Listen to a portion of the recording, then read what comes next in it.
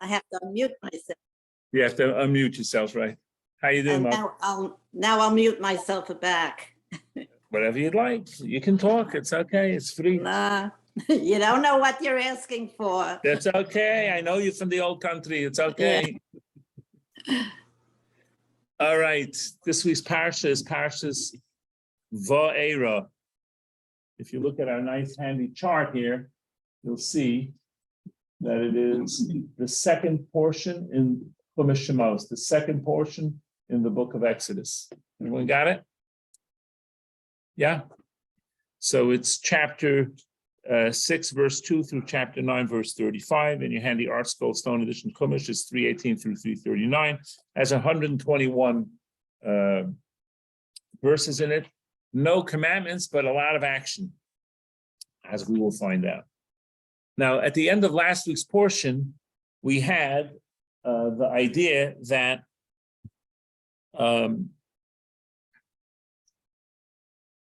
Moshe was upset because God had sent him to take the Jews out of Egypt. And instead of things getting easier when he came, Pharaoh turned the screws and said, now you're not going to get any wheat to make the bricks. And the Jews were upset at Moshe. And Moshe was saying, what'd you send me for? Look what happened. Instead of things getting better, things got worse. So God answers him a little bit strongly. And to understand that, we have to see the names of God, which is something I mentioned in the previous class, which is the idea that the names of God have different attributes of how God interacts with us. So,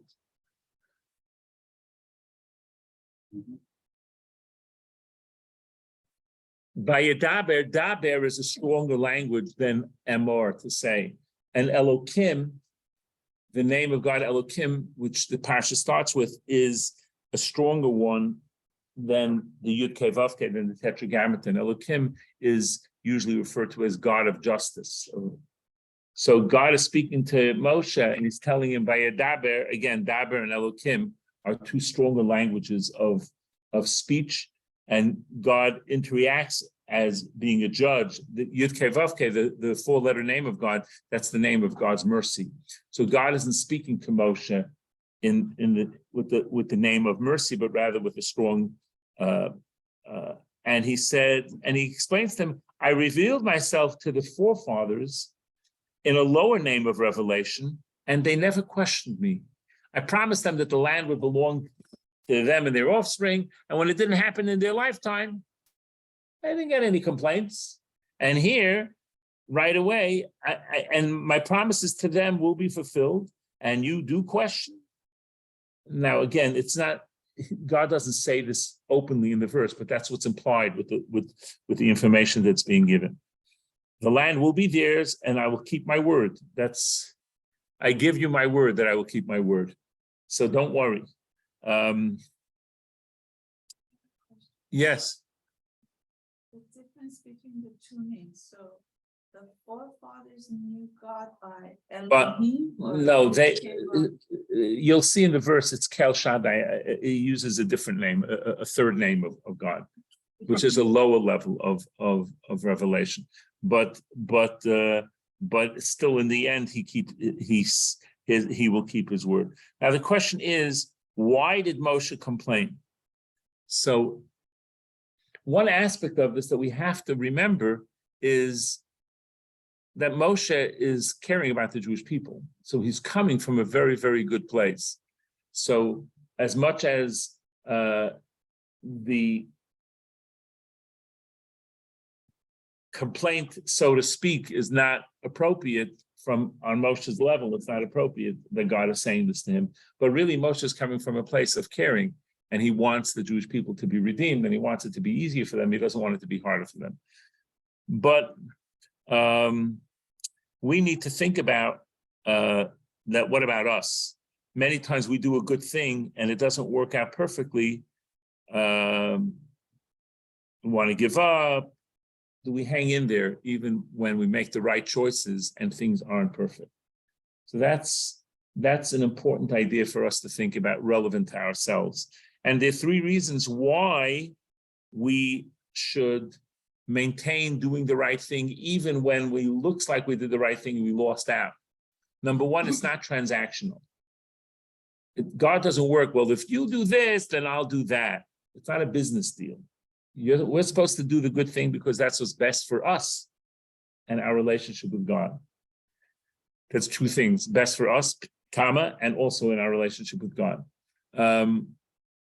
So it's not transactional. Also, it maintains free will. If every time everybody did the right thing, a little angel would come down and give us a check for $100, we'd be very, very good. But it doesn't work that way. So it's not transactional. We would need to have free choice, and it's long term. God pays us back. How and when is up to Him. Right? It's as I mentioned many times, God is the ultimate CPA, celestial payback accountant. He will pay us back for doing the right thing at the right time. And it could be in this world, it could be in the world to come. There are many, many options. And number three, it could be a test, just simply to see, okay, you're going to make this right choice, and I'm going to see, is it going to be, and it's going to make it a little bit more difficult, and will you still be happy with that? Will you still do it? Are you still going to do the right thing?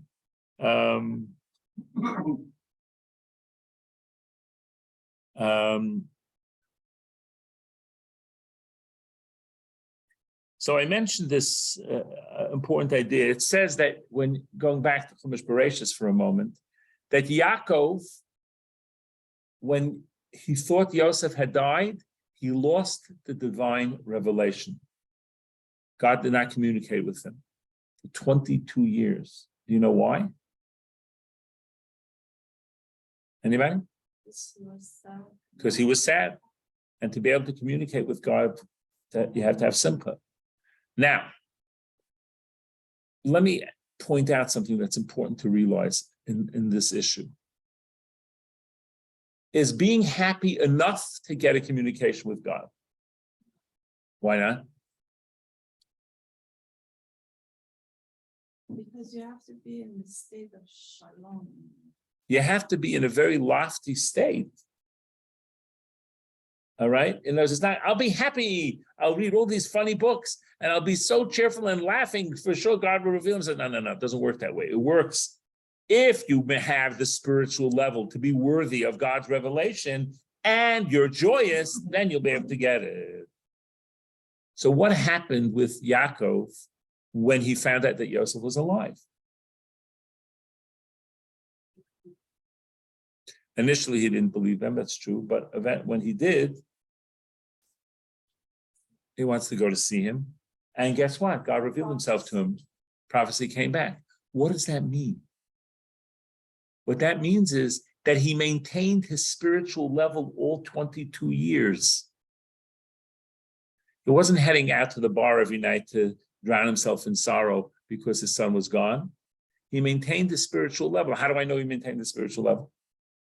Because the only ingredient that was missing was the joy. Once the joy came back, God revealed himself to him right away. Does everyone understand the idea? What? It's a long time to maintain faith and doing the right thing, even when things aren't the way you want them to be. Very powerful idea. Everyone understand does everyone get the point? Okay, very, very powerful idea. So, now, the evil inclination very much tries, when we do the right thing, to push us to say, see, you did the right thing, and look what happened. Look how it didn't work out. All right? No, it may not have worked out, but I did the right thing, and that's okay. And it'll work out another time.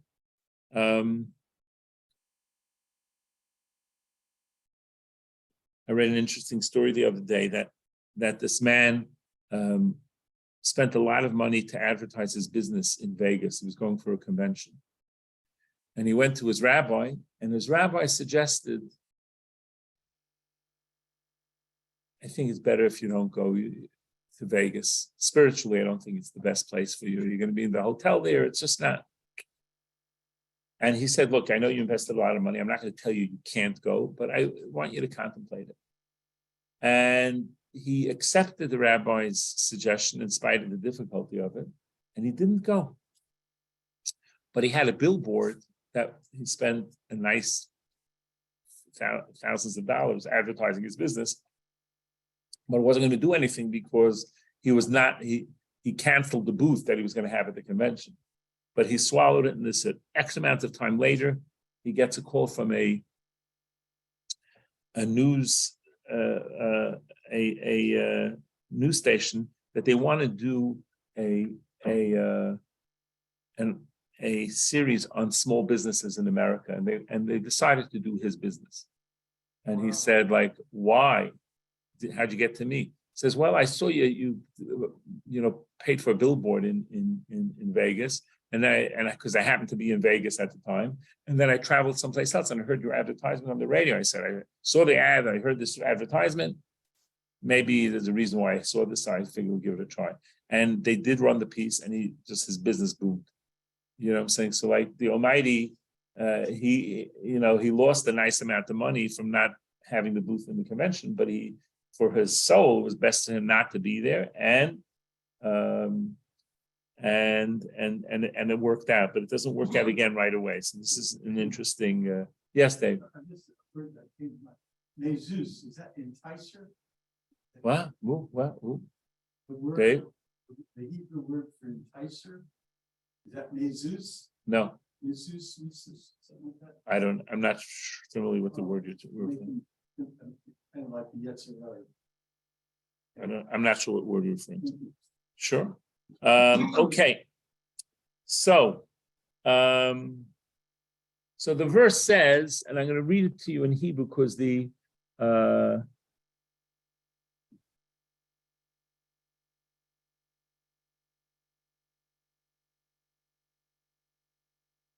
English it says moreover.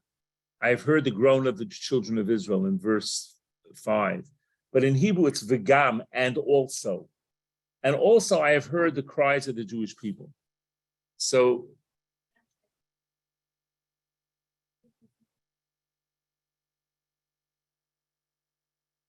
well, it's connected. It's not that plus, right. So v'gam, well, also technically it could be the same. Moreover is a fancier word, but the Chassam Sofer says a very beautiful idea. What he says is that v'gam,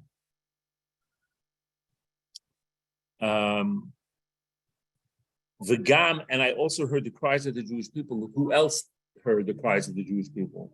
Not the Egyptians. No, Hashem is saying, and also I heard. So who else heard?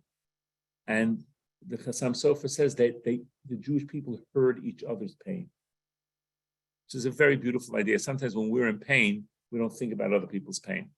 But the Chassam Sofer says that here, the Jewish people heard each other's pain, which is, like I said, a very beautiful idea. The mother of Simcha Ziv had a custom to collect money for the poor at funerals. She'd go around with a charity box and collect money. When her only daughter passed away, she collected at the funeral of his own. People said, by your daughter's funeral, you're collecting? He says, because I'm in pain, I have to, the poor should lose out. And she did that, which is quite amazing. Now this is a beautiful, beautiful story. A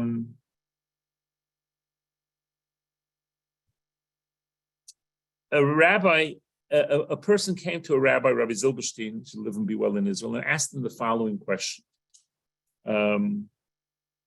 A woman was deathly ill, and her daughter was supposed to get married, and the doctor said she only has a few days to live. So she wanted to know, would it be okay to have the wedding on the holiday of Sukkot, during the intermediate days of the holiday? Now, normally, we don't do weddings, celebrations during the holiday, even on the intermediate days, because we don't mix joy with joy. But she was afraid because the doctors gave her a few days to live. She was afraid that she wouldn't make it if you wait till after the holiday.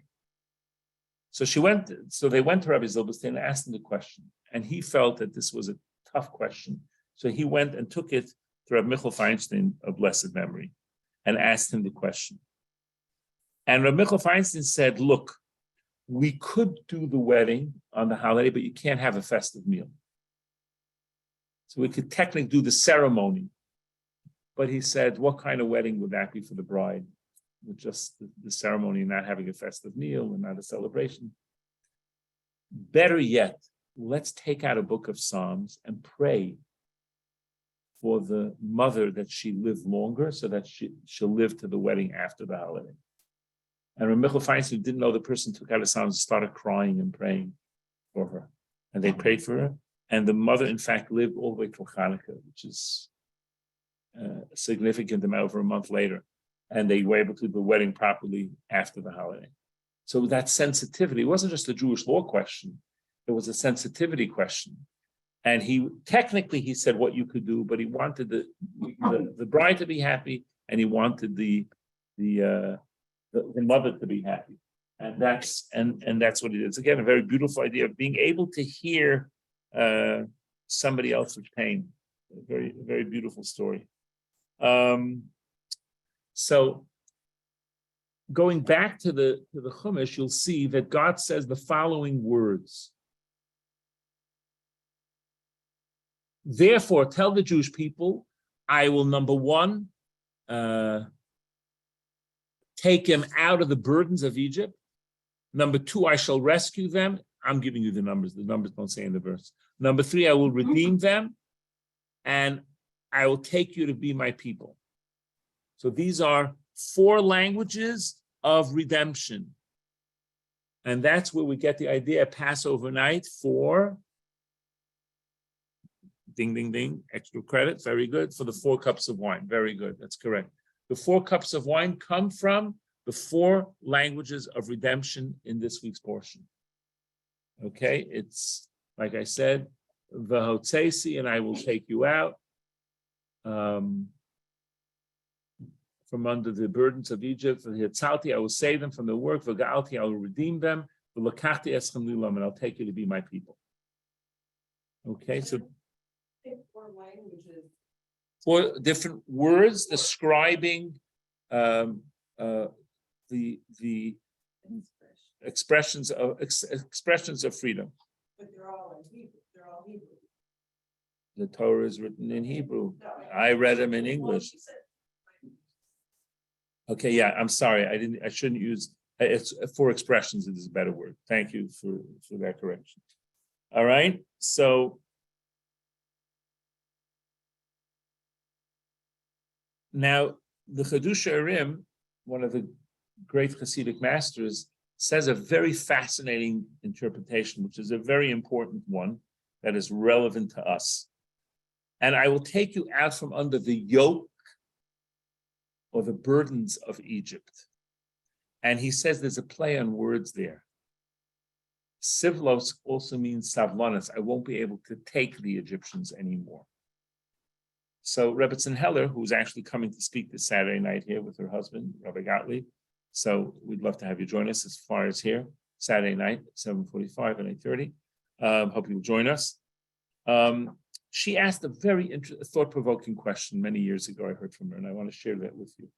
Imagine there was a princess, and she's captured by the enemy and put into servitude, and they force her to live with a guy, and she has a baby. Who is in prison more? She or her child?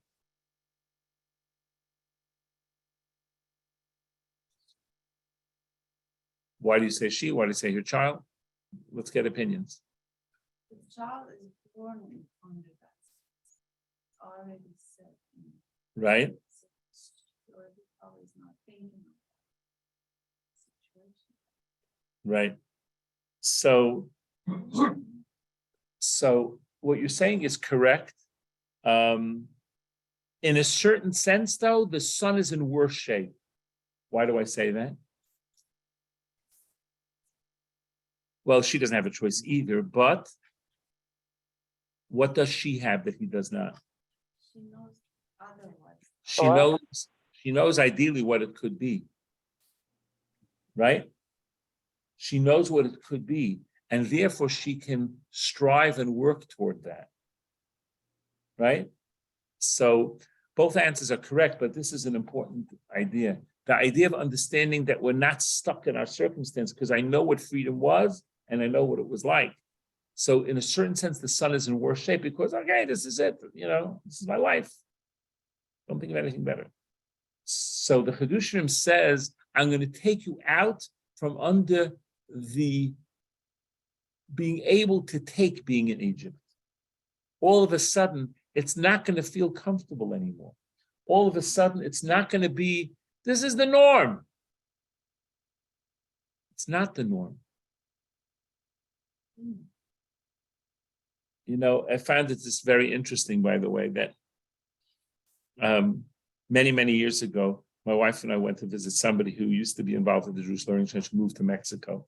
And she begged us to come down to visit her, an older couple. And we went there to visit her. And we had a lovely time. We were there for a few days. It was lovely, it's a quiet, beautiful place to be. But you came back to the United States, oh, we're back home, But many people, even though they grew up in America, they go to Israel, many, many people come back and they feel like, oh, wow, I miss Israel. I miss being there. I wish I was there. There's a certain part of connecting to the land that people have that they didn't necessarily have here. And I'm not saying everybody. Sometimes, people are happy to be back, but it's an interesting idea. And the point being here as follows. We need to understand that as comfortable as we are in the United States, and it's becoming a little less so, anti-Semitism is clearly very much on the rise. The norms of the United States should not be our norms. And we should say, you know what?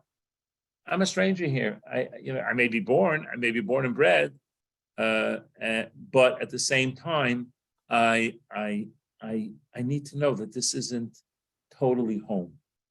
And that's what part of what Hashem said he's going to do to the Jews in Egypt, to realize, the circumstance here is not good. We need to move on. And we need to grow and change and not just get accustomed and just with the norms of the society that we're in and just think that that's just, that's the way we go. Yeah. So is there an obligation to try to make the land morally similar to what the relation to Israel, or is telling you that it's too much? It's a good question, and it's a more complicated question. We don't have the control to really control what the morality of the country. Control that, like, just if you take your opinions, and like you would say, like, are you supposed to say I think this is wrong, whether people think it or not? Well, it depends on the circumstances. It is. I mean, I'll tell you a silly story. It's nothing important. I was walking on the street on one Shabbos many years ago, and they were filming a movie right in the neighborhood. And as I'm walking down the street, I didn't realize initially. And the guy says, "You mind crossing the street, to go around?" Oh, I say, "Oh, no problem." He says, all for the sake of art. And I said, I'm happy to cross the street, but not everything for the sake of art. You do have to have some standards and some things that you're willing to do and not willing to do. Okay, I'm laughing because I have a rule of thumb: when God throws a story into my head when I'm in the middle of giving a class, I take that as a divine sign that I'm supposed to share that with you. I had a woman eating at my Shabbos table once with my family, and she was a talent scout. And she calls me and she says, "Rabbi Czapnik, you're not going to believe this. Maccabee Beer is looking for a Hasidic rabbi to be in an advertisement for them for Maccabee Beer." So I say, just my initial reaction, just because I like making jokes, I say, I'm sorry, I'm only doing speaking parts. She says, no, it is. So I say, I don't know, Maccabee beer, I think it's kosher, but I don't know, I don't feel so comfortable. And she's, really pushing, and I said, I don't think I could do it. It just doesn't feel appropriate. And she says it pays anywhere from $5,000 to $50,000, depending how many times they show the ad. And I'm going, go. Okay, thanks anyway, but I'm going to pass. Okay. So I call my brother of blessed memory. He was alive at that time. And I tell him, he says, what are you, nuts? Should not, of course you should have sent it to me. I'll do it in a second. What's the matter with you? Okay. Okay. 3 years later, my brother calls me up. We had spoken in between, and he says, by the way, you were right. He says, yes, what in the world are you talking about? He says, 3 years ago, you told me about this Maccabee beer. You didn't want to do it. You were right. I said, what do you mean I was right? What are you talking? Not to do it. I said, why? What happened? He says, I saw the ad, and they had different people coming up and saying, drink Maccabee beer. And they had the Hasidic looking man drinking. And the next scene was a woman in a bathing suit saying, drink Maccabee beer. So you were right. Now, it may not have been filmed at the same time anyway. It was whatever. They were just contrasting. Whatever it is, it doesn't make a difference. It was funny. So I'm just saying, like, it reminded me of the story about. So again, there's the value, and you never know. So the idea of understanding that we are in the United States, which has been very gracious to the Jewish people. I have to be very clear about it. We have a lot of gratitude on one hand. On the other hand, we need to understand that ultimately the values that are here are not ours. And that's changing, getting worse, unfortunately, as time is going on. That's a separate discussion.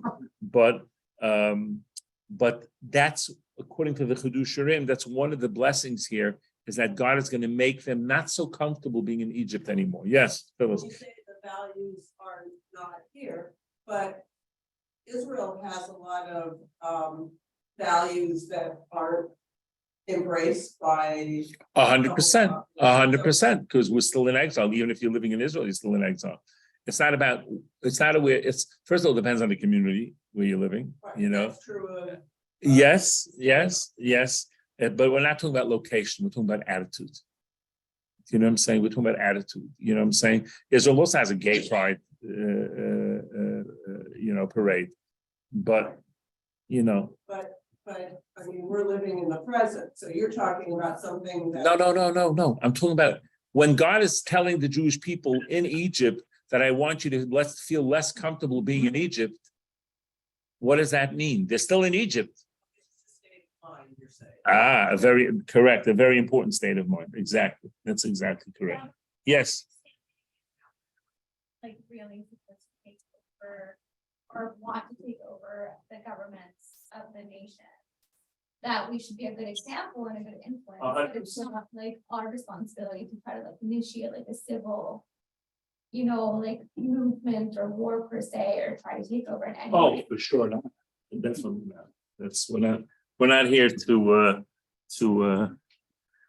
take over, especially not the United States or any other country for that matter. I live by Fairfax, and there was a billboard there that's gone now, but there was this guy named Dimitri, and he sells stuff. And the slogan says, I sell, and like, Right, spell it out. And it looks like he's throwing like a handful of Whatever. He's throwing it at the screen, like, and it's right by a school. And I was like, I drive by it every day. And I was like, No. So what I sometimes have done is I've made calls to the advertising companies to ask them to move a billboard. So that's more of a compromise. That's what we're talking about. Because most billboards are not necessarily chosen to be at a particular location. The company will pay to have, 20 billboards throughout the city.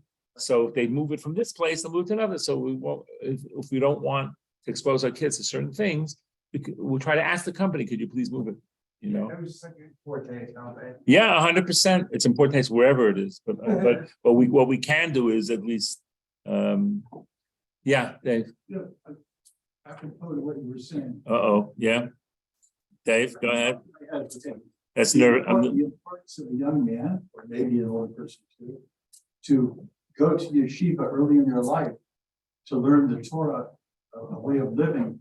So then, armed with that information on how to live a Torah life, they then can go out into the secular world.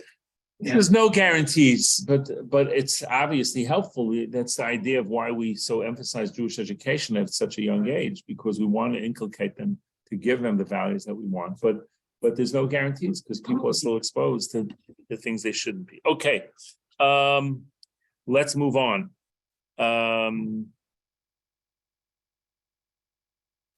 So what happens is they go to Pharaoh and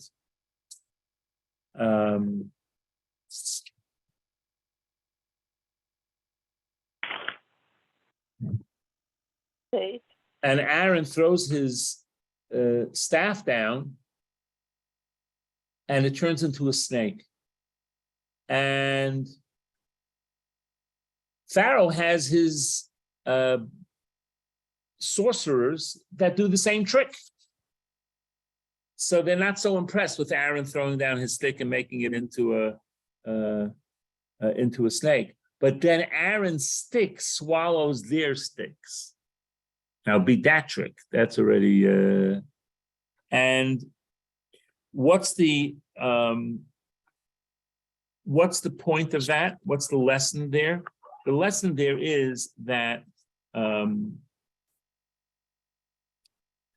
that there is a balance and counterbalance. The good guys don't always win big ways all the time, and it looks like there's a friction and there's weights and counterweights. But in the end, good will triumph, just like Aaron's stick was able to miraculously swallow theirs.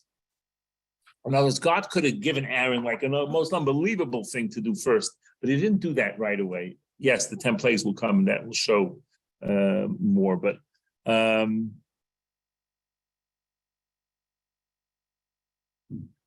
so actually in this week's portion, we're going to have 7 out of the 10 plagues will be in this week's portion. And what's interesting about the 7 out of the 10 plagues is that there's dual purpose of the plagues. One is to do what?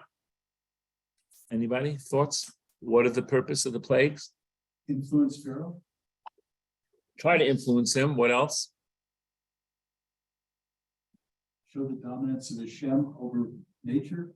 Very good. Show God's dominance over nature. What else? Show the Jewish people. Show the Jewish people God's in charge. Yes, very good. And also to punish the Egyptians, because a lot of the plagues are going to be related to things that they did wrong. For example, why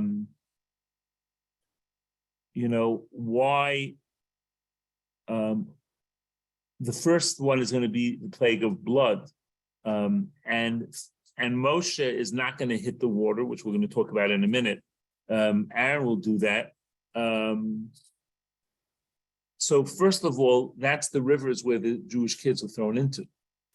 Second of all, Pharaoh himself used the river because he claimed himself to be a deity himself, and he used to relieve himself in the river so that he could still walk around as if he's a god. And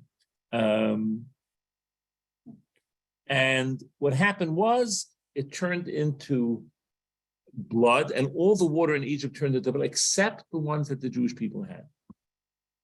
And the miracle was pretty amazing because they would grab a Jew's water bottle and it would turn into blood. But if they paid the Jew for it, then it stayed water. And if they drank with 2 straws, one out of the Jew's cup, the Egyptian got blood and the Jew got water. So there was a lot of miracles that went on there. Really quick. Please.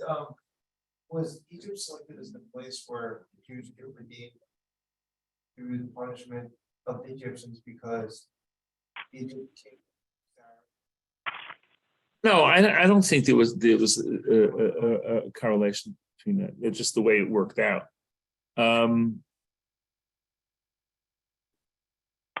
So they go to Pharaoh and they say, Rabbi? yes, I have a question. go ahead. I thought earlier when Hashem was talking to Moshe about the blood, I thought he said something about it being poured onto the sand and it turning into blood. That was just Would I read it wrong? when Moshe came to give signs to the Jewish people that he was a messenger of Hashem. Hashem gave him 3 signs. One was that his stick would turn into a snake. Another one would be that his hand would become white like leprosy, like snow. And the third one was he'd take a cup of water and throw it onto the ground, and that water would turn into blood. That was just to the Jewish people to show Moshe in last week's portion that he was Moshe could show that he was a messenger of God. That had nothing to do with the plagues. Thank you. You're welcome. So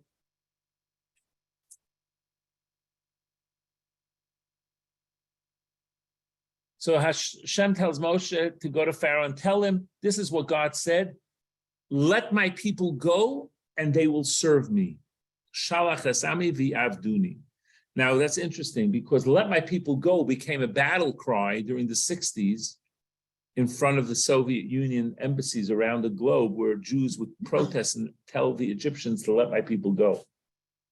But where they get to let my people go? From the verse in this week's portion. But they left out, there wasn't room on the sign, and they shall serve me. That part was left out.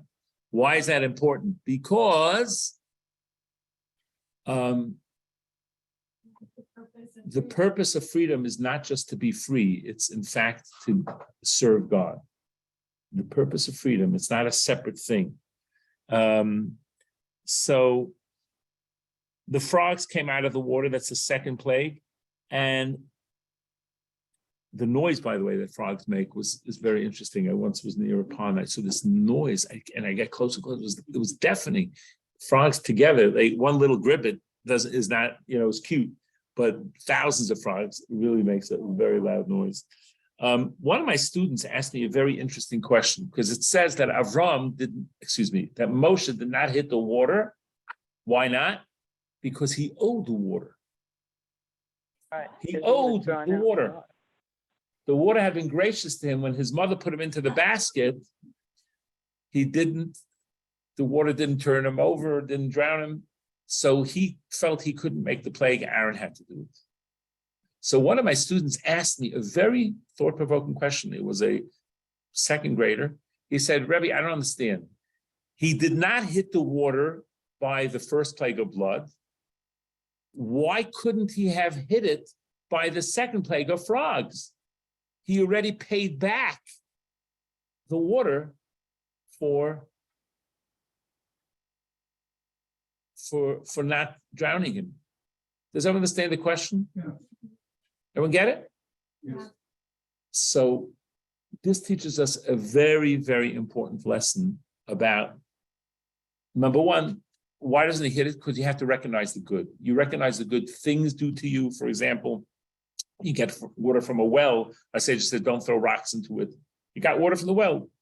And people are nice to you. You have to be very, very nice. My parents, blessed their memory, my mother, blessed memory, was saved by a Polish lady during the Holocaust. It's a long story. She was hidden in her basement. What my mother went through there is another story, but another time. So my parents had recognized the good for many years afterwards. They used to send her coffee and furs and anything they could. My parents didn't have a lot of money, but they really would do whatever they could to help her until she passed, because she, risked her life to save my mother, so much so that her own child didn't know about my mother being hidden in the sub-basement. It was really that dramatic. So recognizing the good that others and things do for us is very important. So recognizing the good means what? It's not payback. That's what the lesson of this boy's question clarified for me. Payback, someone lends you $1,000. You pay them back. That's very nice. But you owe them gratitude for what they did. You don't pay back gratitude. You hold on to the gratitude. You can't pay them back. But I gave you back the money, so now we're even Steven. Yes, financially we're even Steven, but not. So so Moshe again didn't hit the water. The fact that the first time he didn't is not relevant. Now is what's relevant. Gratitude is forever. That's correct. Things that helped us, places that helped us, people that helped us, and of course to God, who's gracious to us. We have to always recognize the good of that.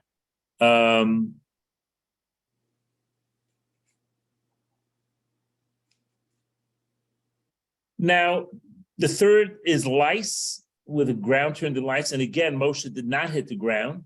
Why? Because the ground had been gracious to him when he killed the Egyptian, and he hit him in the ground.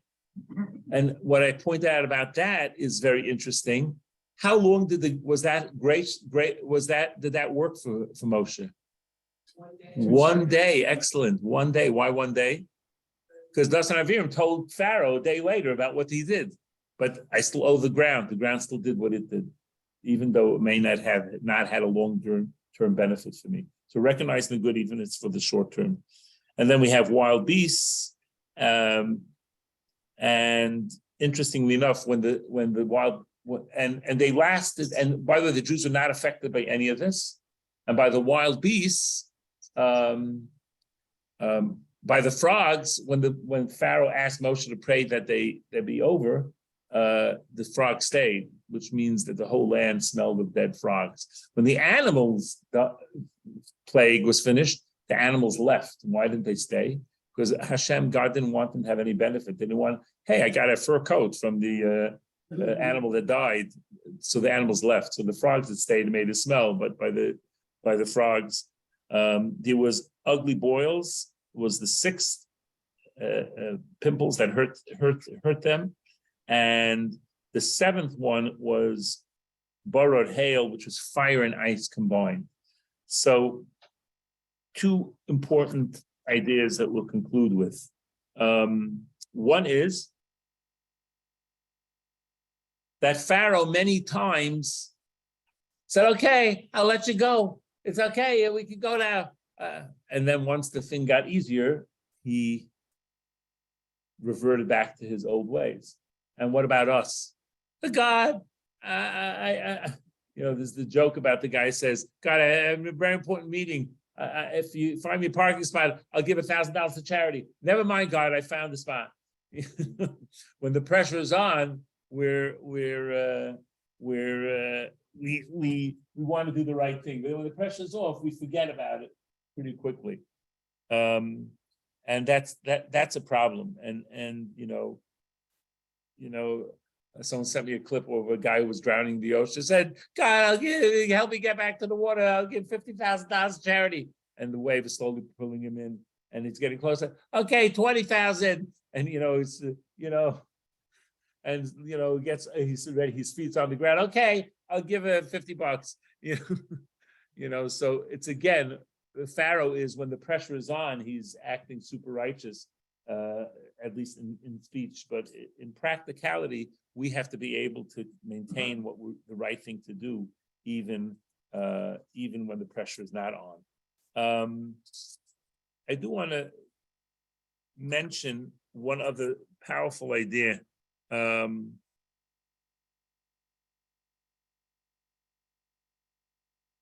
Besides the importance of recognizing the good that people do for us and not taking it for granted, this is especially true of the people close to us. We many times take them for granted. But the hailstones, I said, were fire and ice. And our sages tell us something very beautiful. For those of you that are not matchmakers, you may not know this, but hail and fire and ice are not a good match. Why?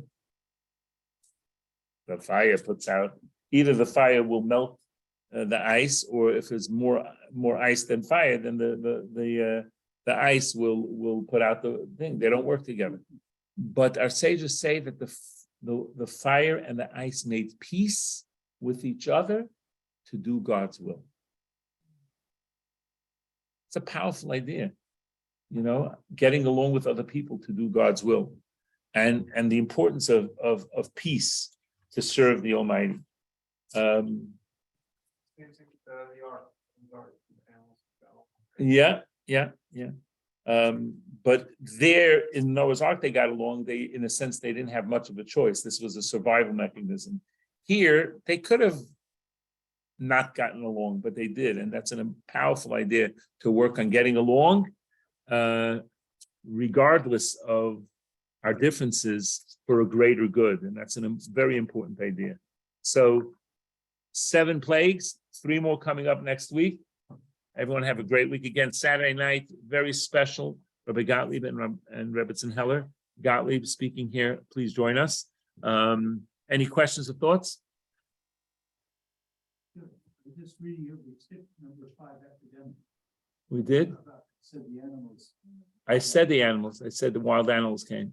I just said, and I said that when they finished, they left. They didn't stay. Then it says academic. Oh, the farm animals. You're right.